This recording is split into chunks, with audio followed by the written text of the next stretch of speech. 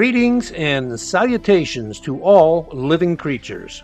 5 days ago, Cyberlink released the May 2024 update to PowerDirector 365 users. Included in that May 2024 update was a revamp of the export menu. In today's video, let's take a little closer look at that new menu. By now, most of you are probably familiar with the typical settings used in the export menu. But what happens when you start with a low-quality video? In my media room is such a low-quality video shot years ago using an old video type camcorder.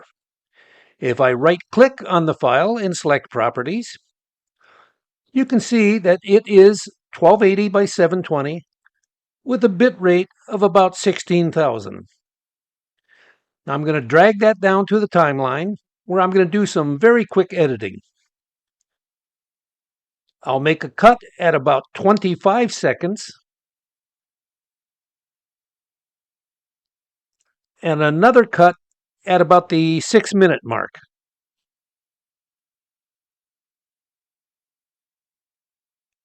I'll select both the beginning and ending clips and delete them.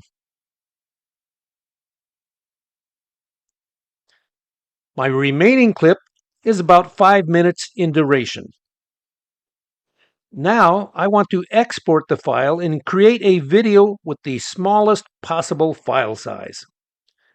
I'll click on Export, and then on the Export menu, I'll make a recommended video selection such as 1280 by 720, which matches that of the original video. I'll also select the video bitrate of low, which is 3750 kilobits per second, and then click on the Save button.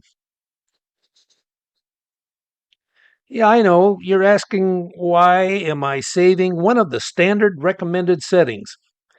The answer is to create a custom profile, which then allows me more choices in resolution bitrate and audio bitrate. For now, I'll use whatever name shows up as suggested, such as custom profile followed by a number, and I'll click OK. Notice that I now have a video setting of a custom profile. But so far, I haven't really changed anything, so at this point, it's identical to the recommended profile that I started with. But now I'm going to change that. Because it is a custom profile, I can now click on the pencil icon and edit this profile. On the main Profile Name tab, I might want to change or add to the description from the original profile before we alter it. But I'm going to hold off on that, and we'll come back and change it to show these changes. On the Video tab, I'm not going to change anything here. I'll keep it at the 1280 by 720 in a bit rate of 3750. I'll click on the Audio tab. Now I can change the audio compression rate from 192 kilobits per second down to the minimum of 64 kilobits per second. Before I click OK at the bottom, I'll go back to the main Profile Name tab, and now that I know the lowest that I can change the audio to is 64K, I'll change the description to 1280 by 720, video bitrate 3750,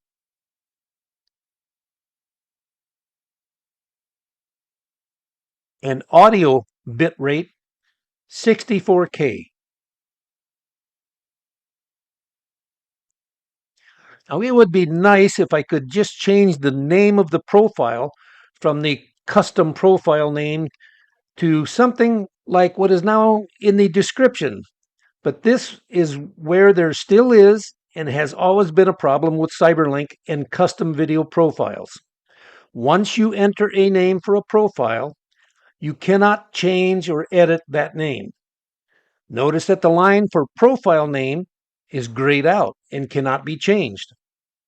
But as just shown, you can change and edit the description. So we'll have to rely upon the description to tell us exactly what is unique about that profile. I'm going to click on OK to finish the profile setup. I could then click on the export button to create my finished video with the settings that I wanted for a very small file size. But for now, I'm just going to close the export window and return to the main window. Now, in the last example, I created a custom profile just so that I could reduce the audio compression bitrate. Otherwise, the video settings were the same as the one of the standard recommended profiles. But this time, let's assume that I have a very high-end, high-quality video on the timeline, which I really don't.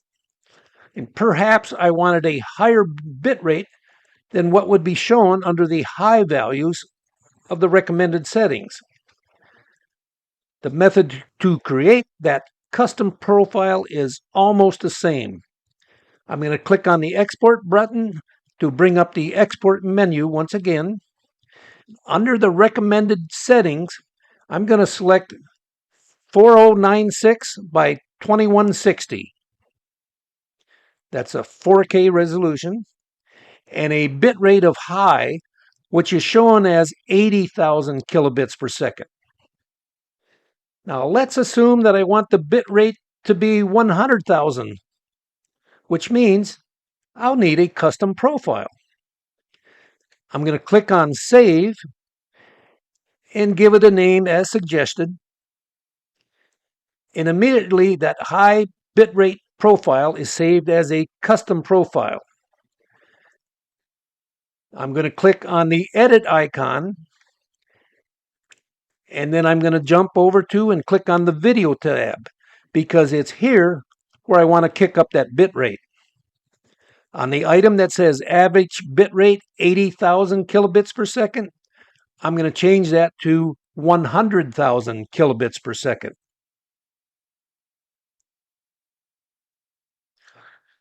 If I take a quick peek at the Audio tab, notice the default is 384 kilobits. That's the highest it goes, so I'll make no changes here because I want a high quality output. And before I forget about it, back on the main Profile Name tab, I'm going to change the description to 4096 by 2160. Video bitrate 100,000. And if I know that I'm not going to be changing the default audio bitrate, then I'll choose not even to mention it in the description. I'm going to click on OK to finish setting up the custom profile, and notice that my new video bitrate appears in the spot at the lower left. I can now click on Export to obtain my final high quality, high resolution video. Now, if you have more than one custom profile, and you remember that you have previously created one that you currently want to use again, you may have to look at each description of each profile to find the one that you want. Now, once again, it would be nice if you could change the name to reflect what special settings you had set. So if I click the drop-down menu for my custom profiles, notice the number of non-descriptive custom profile names. But there is one with a name exactly what it does. So here is how I got up to one creating that full descriptive name. Here's the suggestion on how to solve that problem of looking at multiple descriptions just to find the one that you want. When you first create your custom profile and you know exactly what the video and audio parameters are going to be ahead of time, you can then use that information in the name of the profile when you save it. Otherwise, if you already gave it one of those suggested names of custom profiles, you can then recreate your custom profile again. but then save it with the profile name that gives you the needed information in the profile name. Now the choice is yours, and I suppose it depends upon how many custom profiles you think you might have. So now you know the secret of creating custom profiles. For most users, any of the recommended settings are all that they would typically need. But every once in a while, it's nice to be able to render in a video just the way you want it to be. I hope this video has been helpful. If you have any questions or comments, leave them below. And if you haven't already subscribed, then go ahead and hit that subscribe button. And remember, now through the end of July, I am running a special sale. There is no charge for subscribing. Well, nice try. The truth is that it never costs anyone to subscribe to YouTube channels.